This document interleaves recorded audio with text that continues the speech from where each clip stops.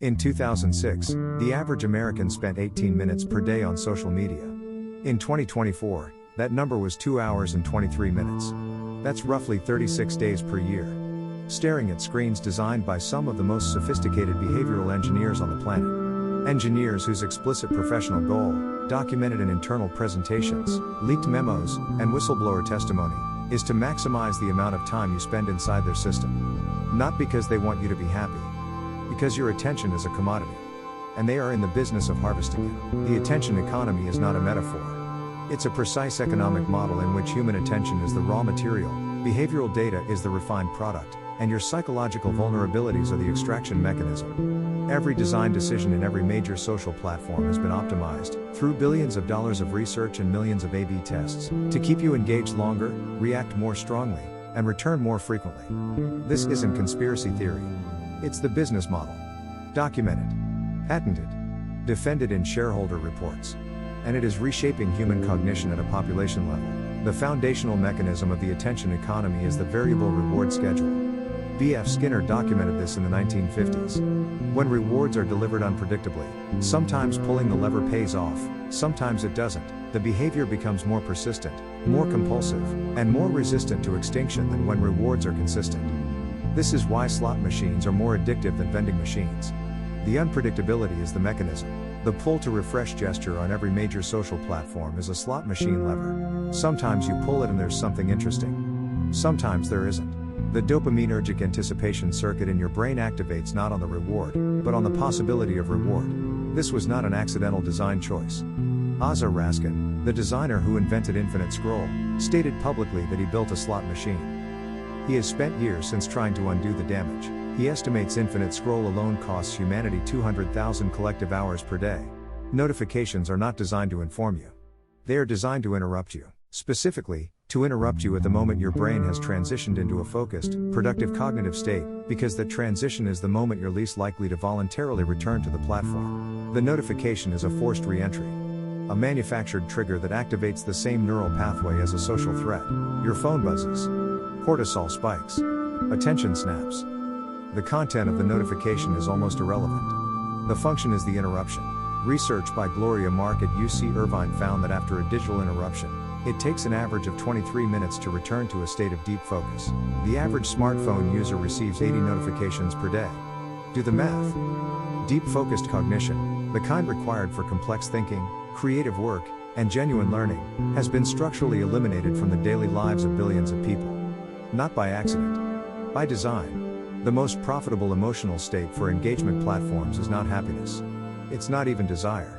It's outrage. Internal research leaked from Facebook by whistleblower Frances Haugen in 2021 showed that the platform's own data scientists had identified outrage content as generating the highest engagement metrics. Shares. Comments. Time on platform. The algorithm was adjusted to amplify it. Not because Facebook wanted a more outraged population. Because an outraged population was a more engaged population. And engagement is the product. The downstream effects, political polarization, erosion of shared reality, increasing rates of anxiety and depression, appeared in Facebook's own internal research. The research was shelved. The algorithm remained. The mental health literature on social media use has reached sufficient volume for meta-analyses. A 2018 study published in the Journal of Social and Clinical Psychology, randomized controlled trial, found that limiting social media use to 30 minutes per day produced significant reductions in loneliness and depression within 3 weeks. A 2021 study in PNAS found correlational evidence linking heavy social media use to increased rates of anxiety in adolescents, with effect sizes larger in girls than boys. Jean Twenge's research at San Diego State University documented a sharp inflection point in adolescent mental health metrics beginning in 2012, the year smartphone adoption crossed 50% in the US. Depression, anxiety, loneliness, suicide ideation, all trending in the same direction. From the same inflection point. The platforms dispute causation. The platform's own internal research, as revealed by Haugen, confirmed it. In 2013, a Google design ethicist named Tristan Harris wrote an internal memo titled A Call to Minimize Distraction and Respect Users' Attention. It was shared widely inside Google. It changed nothing. Harris left Google and founded the Center for Humane Technology. His central argument, documented in the Netflix film The Social Dilemma, is that the competition for human attention between platforms has created a race to the bottom of the brainstem. Each platform must be more triggering, more addictive, more emotionally activating than its competitor. Not because any individual engineer is malicious, but because the business model selects for whatever maximizes engagement. And the features of human psychology most easily maximized are not our highest ones. They are our most reactive, our most tribal, our most fearful. The attention economy doesn't just harvest your focus. It systematically rewards and amplifies the least deliberate, least rational, most manipulable aspects of your cognition, and calls the result engagement. Beyond attention, the deeper operation of the attention economy is identity capture. The platforms don't just want your time. They want your self-concept. When your social validation, likes, shares, follower counts, comment responses, comes primarily from a platform, your sense of self becomes tied to your performance on that platform. You begin curating your life for the algorithm rather than living it. You begin forming opinions that will perform well rather than opinions you actually hold. You begin experiencing your own experiences through the lens of their shareability. This isn't weakness. It's the predictable outcome of placing human social needs for recognition, belonging, and status that evolved in small tribes, inside a system designed to exploit them commercially. The platform becomes the tribe. The algorithm becomes the tribal elder. And tribal approval becomes the organizing principle of daily life. The population most affected by this system is the one with the least developed prefrontal cortex, the least capacity for impulse regulation, the most acute sensitivity to social approval and rejection. Adolescence.